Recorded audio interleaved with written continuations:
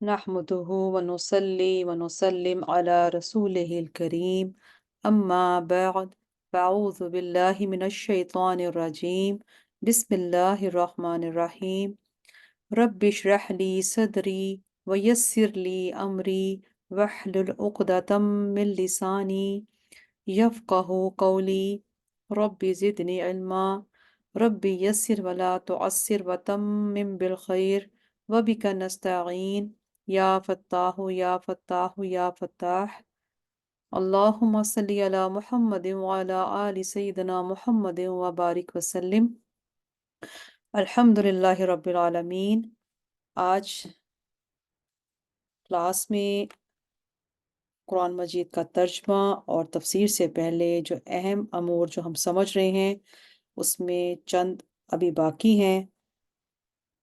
आज आपके साथ शेयर करूंगी कि असबाब नज़ूल का बयान, कुरान पाक की जो आयात हैं वो उसके नज़ूल के हवाले से बयान करूंगी। कुरान पाक की आयात दो किस्म की होती हैं। एक किस्म वो है जिसको अल्लाह ताला ने इब्तिदाअन नाजिल किया और वो किसी ख़ास सबब या वाक़े के साथ मरबूत नहीं थी, वो महज मखलूक की हदायत के लिए नाजिल की गई। इस किस्म की आयात बेकसरत हैं। और दूसरी किस्म वो है जो किसी ख़ास सबब या ख़ास वाक़े के साथ मरबूत है, एक किसी सवाल के जवाब में नाजिल की गई। यानी कोई ख़ास वाक़या होगा, कोई ना कोई सवाल होगा, उसके जवाब में जो है अल्लाह सुब्हाना तआला ने वो आयत नाजिल फरमाई। और मुफस्सिरीन, वाक़यात को मुफस्सिरीन की इस्तिलाह में सबब नज़ूल और शान नज़ूल कहा जाता है। शान नज़ूल का नाम आपने सुना होगा कि जब भी हम कुरान पाक का तर्जमा तफसीर पढ़ें तो हम कहते हैं शान नज़ूल इसका हम देख लेते हैं। बाज़ औक़ात एक आयत की मुतअद्दिद असबाब होते हैं। बाज़ औक़ात एक सबब की वजह से ज़्यादा आयात नाज़िल होती हैं। हर चंद आयात की किसी ख़ास गर्ज़ और वाक़े में नाज़िल होता है। लेकिन यहाँ जमहूर आइमा और मुफस्सिरीन के नज़दीक ख़ुसूसियत गर्ज़ की बजाय अमूम अल्फाज का एतबार किया जाता है। असबाब नज़ूल के फ़वाइद भी समझ लीजिए कि जैसे अल्लाह सुब्हाना तआला ने फरमाया वलिल्लाहिल मशरिक़ु वल मग़रिब फ़अयनमा तुवल्लू फ़सम्मा वजहुल्लाह। और मशरिक़ और मग़रिब सब अल्लाह ही के हैं, तो जहाँ कहीं तुम मुँह करो वहीं अल्लाह तुम्हारी तरफ मुतवज्जो है। कुरान करीम की इस आयत से बज़ाहिर तो यही मालूम होता है कि इंसान के लिए ये जायज़ है कि वो जिस तरह चाहे मुँह करके नमाज पढ़ ले। लेकिन इसके लिए सफ़र और एक मुहज़्ज़ब इलाके में कहीं भी बैतुल्लाह की तरफ मुतवज्जा होकर नमाज पढ़ना वाजिब नहीं है। लेकिन इस आयत का सही माना सिर्फ और सिर्फ हमें शान नज़ूल से ही मालूम होता है। अल्लामा आलूसी लिखते हैं, हज़रत इब्ने उमर रज़ियल्लाहु ताला अन्हुमा बयान करते हैं कि ये आयत मुसाफिर की नमाज और सवारी पर नमाज नफल नमाज पढ़ने के मुतल्लिक नाजिल हुई है। यानी सफ़र में नमाज को ये खसूसियत दी गई है कि वो नफल नमाज सवारी पर पढ़ सकता है, ख्वाह सवारी का रुख किसी तरफ हो। इसी तरह अगर नमाज के पूरे वक्त में, जैसे कि ट्रेन में, जहाज में तेज रफ्तारी से जब दौड़ती रहें, कहीं ना रोके, तो चलती ट्रेन में फ़र्ज नमाज भी पढ़ी जाएगी, ख्वाह वो ट्रेन का रुख किसी तरफ भी हो। हज़रत जाबिर रज़ियल्लाहु अन्हु से मरवी है कि ये आयत एक कौम के मुतल्लिक नाजिल हुई जिस पर एक ग़ज़वा में जो किबला था उसमें उनको इस चीज़ का शक हो गया जब उन्होंने अंधेरे में जनूब या शमाल की तरफ मुंह करके नमाज पढ़ ली, और जब सुबह हुई तो परेशान हो गए तो इनकी नमाज क्या हुई या नहीं। तब ये आयत नाजिल हुई। यहाँ अल्लाह सुब्हाना तआला ने एक और आयत करीमा का जिक्र यहाँ फरमाया कि इन्न सफ़ा वल मरवता मिन शआइरिल्लाह, बेशक सफ़ा और मरवा अल्लाह की निशानियों में से हैं। सो जिसने बैतुल्लाह का हज या उम्रा किया, इस पर सफ़ा और मरवा के चक्कर लगाने में कोई गुनाह नहीं। इसमें भी शान नज़ूल है जिसके मुताबिक पूरी हर चीज़ को कहाँ मुबाह कहाँ वाजिब करार दे दिया गया। इसी तरह अ, आम सबब और आयत के आम अल्फाज भी हैं। قرآن مجید میں کبھی سبب عام ہوتا ہے اور آیت کے الفاظ بھی عام ہوتے ہیں، کبھی سبب خاص ہوتا ہے اور آیت کے الفاظ بھی خاص ہوتے ہیں۔ کبھی سبب خاص ہوتا ہے اور آیت کے الفاظ کیا ہوتے ہیں، وہ عام ہوتے ہیں۔ اچھا، اسی میں کیا ہے، کچھ اختلاف بھی ہے۔ جمہور کے نزدیک خصوصیت سبب کا اعتبار ہی نہیں کیا جاتا، بلکہ عموم الفاظ کا اعتبار کیا جاتا ہے۔ یہاں پہلی صورت میں جب سبب اور الفاظ دونوں اگر عام ہوں تو بالاتفاق عموم الفاظ کا اعتبار ہوتا ہے۔ اس میں صورت آل عمران میں کثرت مثالیں ہیں، جیسے غزوہ بدر، غزوہ احد کے سلسلے میں نازل ہوئیں۔ اللہ سبحانہ تعالیٰ نے ایک آیت میں فرمایا وَلَا تَهِنُوا وَلَا تَحْزَنُوا وَأَنْتُمُ الْأَعْلَوْنَ إِن كُنتُم مُؤْمِنِينَ، اور سستی نہ کرو اور غمگین نہ ہو، اگر تم کامل ہو، مومن ہو تو تم ہی غالب رہو گے۔ یہ آیت بالعموم اہل عہد کے متعلق نازل ہوئی، اس کے الفاظ عام ہیں اور اس میں عموم ہی کا اعتبار ہے۔ اب اب پڑھتی ہوں اس میں خاص سبب اور آیت کے خاص الفاظ۔ دوسری صورت میں جب کوئی سبب الفاظ اس میں لفظ خاص ہو تو خصوصی طور پہ اس کا اعتبار ہوتا ہے، اور لفظ کا خاص ہونا ہمیں کیسے ظاہر ہوگا؟ کسی لفظ کو خاص کرنے کے لیے اس کی علم کی وجہ ہوگی، علم کی وجہ سے ہوگا، یا پھر لام عہد کی وجہ سے ہوگا۔ تو علم کی وجہ سے خصوصیت کی مثال کی یہ آیت ہے کہ پھر جب زید نے اس قطع تعلق کی غرض پوری کر لی تو ہم نے عدت کے بعد آپ کا اس سے نکاح کر دیا۔ یہ سورۃ الاحزاب کی آیت نمبر 37 ہے۔ یہاں بھی ایک حدیث مینشن ہے کہ یہاں حضرت زید بن حارثہ اور ان کی زوجہ حضرت زینب بن حجش رضی اللہ عنہا میں انبن رہتی تھی، جس کی وجہ سے یہ جو ہے آیت کریمہ جو ہے نازل جو ہے ہوئی، اور حدیث بھی اس میں مینشن ہے۔ اور اس میں لام عہد کی وجہ سے خصوصیت کی مثال یہ بھی آیات ہیں، جیسے کہ اور سب سے بڑے متقی کو جہنم سے بہت دور رکھا جائے گا، جو حصول پاکیزگی کے لیے اپنا مال راہ الہی میں خرچ کرتا ہے، اس پر کسی کا کوئی احسان نہیں جس کا بدلہ دیا جائے۔ اس کا یہ مال خرچ کرنا صرف اپنے رب اعلیٰ کی رضا جوئی کے لیے ہے، اور وہ ضرور عن قریب راضی ہوگا۔ اب یہ آیات خصوصی طور پر حضرت ابو بکر صدیق رضی اللہ عنہ کے متعلق نازل ہوئیں، جب انہوں نے حضرت بلال کو خرید کر آزاد کر دیا، جن کو ایمان لانے کے جرم میں سخت عذاب دیا جا رہا تھا۔ کفار نے کہا ضرور بلال نے پہلے کوئی ابو بکر پر احسان کیا ہوگا۔ اس طرح کی چیزوں میں کچھ نہ کچھ کوئی واقعات، کچھ شان نزول شامل ہوتے ہیں، کچھ یعنی کہ خاص سبب اور آیت کی خاص الفاظ بھی اس میں شامل ہوتے ہیں، لیکن لام عہد کی وجہ سے اس کی خصوصیت کی مثال آپ کے ساتھ بیان کر دی۔ اب خاص سبب اور آیت کے عام الفاظ، ایک تیسری صورت بھی سمجھ لیجئے کہ آیت کا سبب خاص ہے اور الفاظ کیا ہیں، عام ہوں۔ اس صورت میں علماء جو ہیں، جمہور علماء کے نزدیک عموم الفاظ کا اعتبار کیا جاتا ہے۔ اس میں آیات سورۃ النور کی ہیں، اس میں کچھ مثال جو ہے، جو لوگ اپنی بیویوں پر زنا کی تہمت لگائیں، یہ پورا آیت کریمہ اس میں شامل ہے۔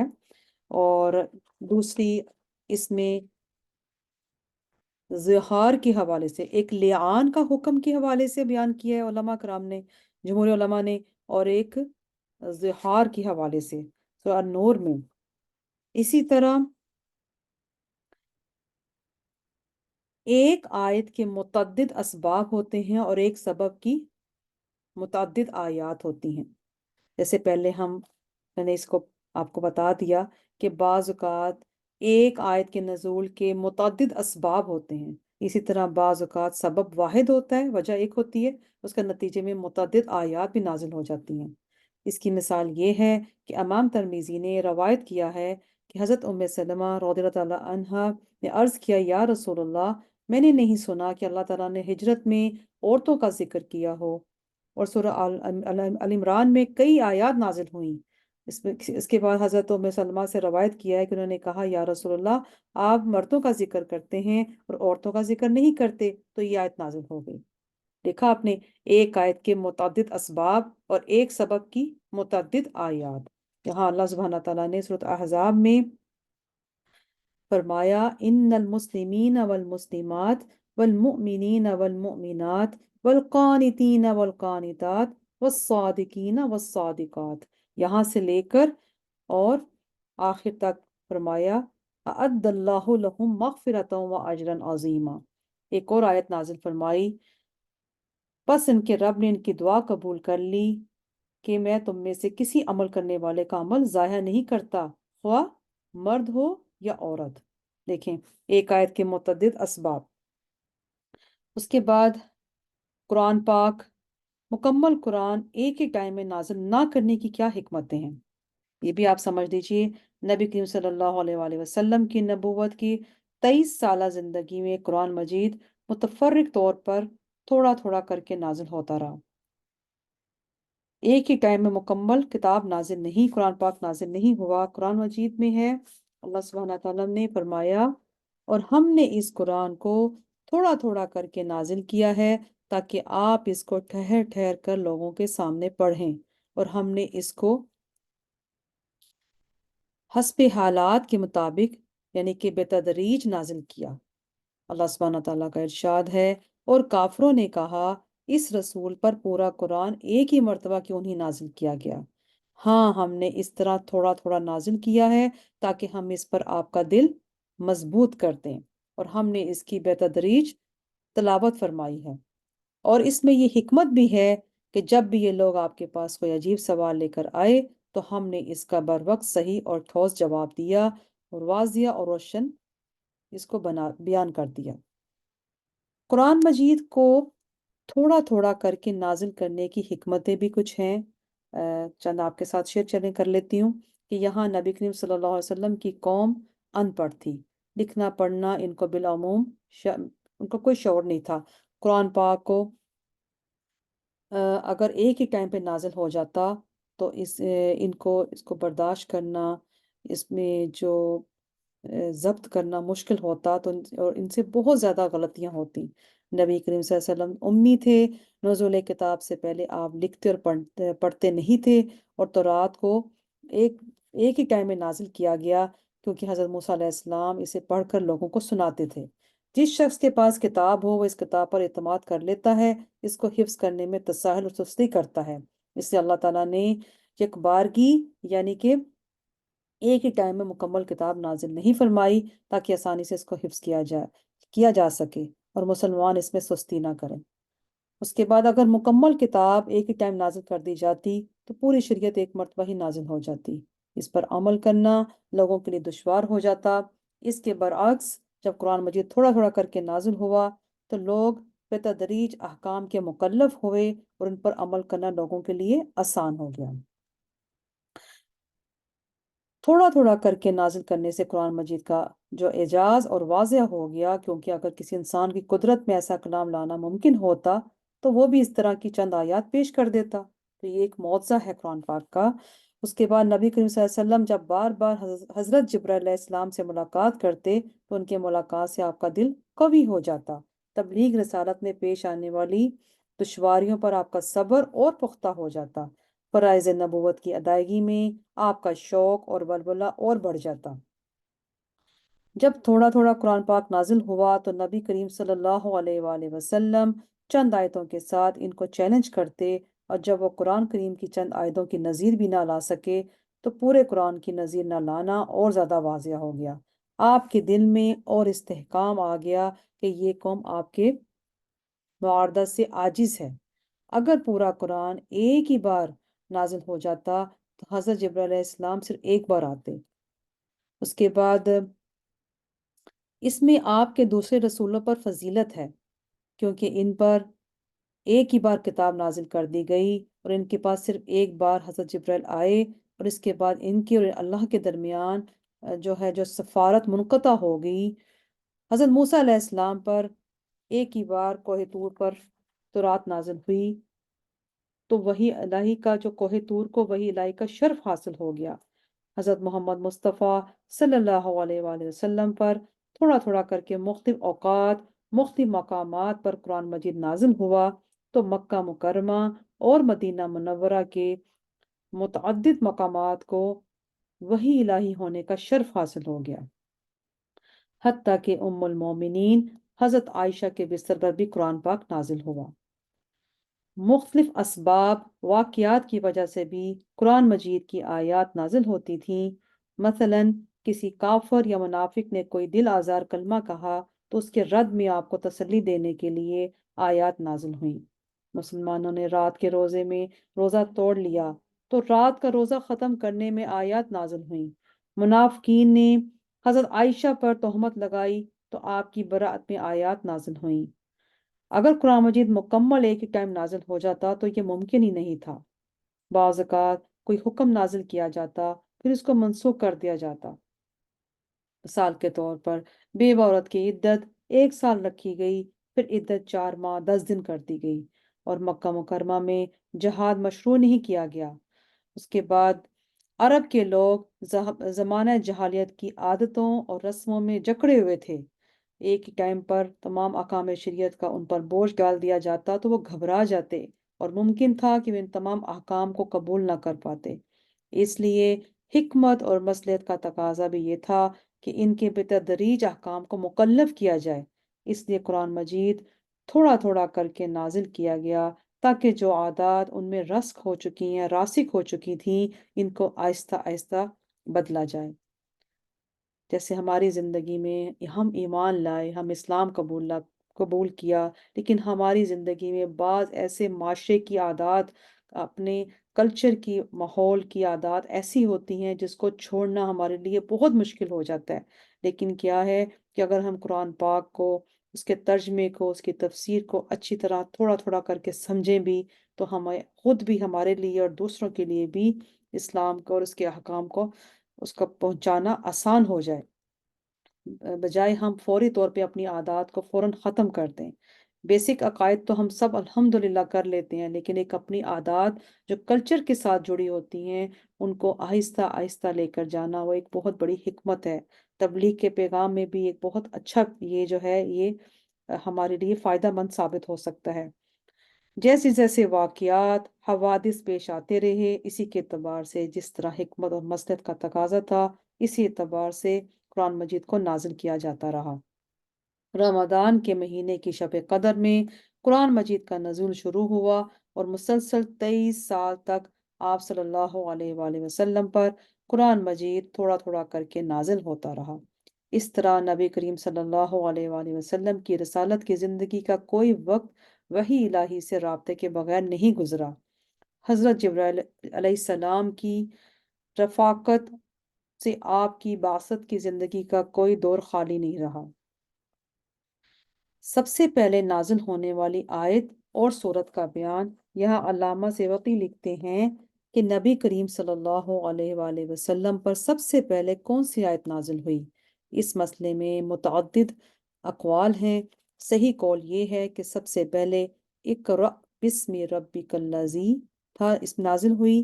یہاں امام بخاری نے، امام مسلم نے اور دیگر ائمہ حدیث نے حضرت عائشہ رضی اللہ تعالیٰ عنہا سے روایت کیا ہے کہ نبی کریم صلی اللہ علیہ وآلہ وسلم پر وحی کی ابتدا سچے خوابوں سے کی گئی۔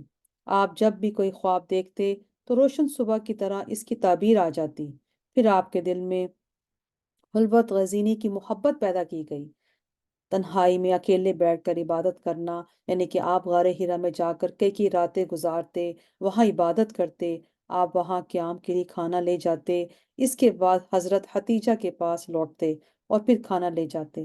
آپ غار ہرا میں تھے، ایک دن فرشتہ آیا، اس نے کہا پڑھیے۔ آپ نے فرمایا میں پڑھنے والا نہیں ہوں، یا میں کیا پڑھوں؟ آپ صلی اللہ علیہ وآلہ وسلم نے فرمایا، اس نے مجھے پکڑ کر خوب اچھی طرح، یعنی کہ بھینچا، حتیٰ کہ اس نے پوری قوت صرف کر دی، جیسے کسی کو ایک اچھی طرح اس کو گلے لگا لیتے ہیں، اس کو پکڑ لیتے ہیں۔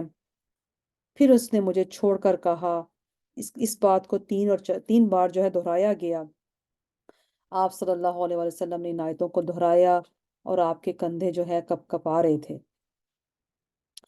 اس کے بعد حضرت جبرائیل علیہ السلام نے کہ جب بھی یعنی کے پاس آتے، جب آپ ان کے پاس آتے تھے آپ صلی اللہ علیہ وسلم کے پاس، تو وہی فرماتے تھے کہ آپ نے فرمایا کہ میں کیا پڑھوں۔ اس میں ریفرنس کے ساتھ بھی کافی جو ہیں یہ اقرا بسم ربک الذی میں امام حاکم نے بھی بیان کیا، امام طبرانی نے بھی یہاں بیان فرمایا۔ اس کے بعد قرآن مجید کی پہلی نازل ہونے والی صورتوں میں اقرا بسم ربک الذی اور نون والقلم، اور دوسرا قول یہ بھی ہے سب سے پہلے یا ایھا المدثر بھی ہے۔ تو آج آپ کے ساتھ یہ کچھ چیزیں میں نے شیئر کر دیں۔ انشاءاللہ تعالی مجھے اور آپ کو اس پر قرآن مجید کو پڑھنے میں اور سمجھنے میں اور عمل کرنے کی توفیق دے جب انشاءاللہ ہم ترجمہ پڑھیں گے۔ وما علینا الا البلاغ المبین۔ سبحانک اللہم وبحمدک نشہد ان لا الہ الا انت نستغفرک ونتوب الیک، وصلی اللہ تعالی علی خیر خلقہ وعلی آلہ واصحابہ اجمعین برحمتک یا ارحم الراحمین۔